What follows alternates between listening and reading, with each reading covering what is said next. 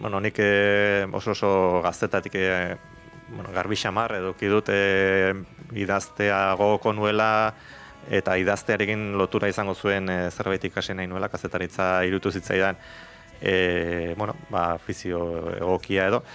Eta, horretan egin du lan aspalditik, eta, idazteko trebakuntza hori edo, errestasun hori edo eman ditez, esango nuke ofizioak.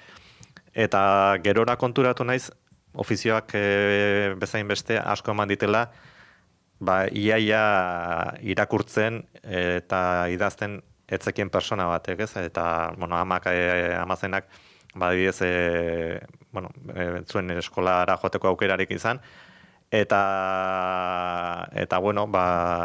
aldeiz eman zian, ahozko euskera hori, etxean, euskera hitz egiten genuen, eta hori ere nik uste importantea izan dela, ez?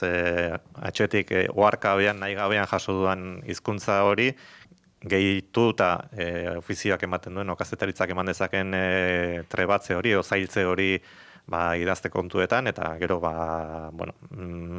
ekinean, ideiak ekartzea, sormen lan hori lantzea, eta pixkat, 3 gauz horien batuk eta esango nuke dela, ez, nire prozesua.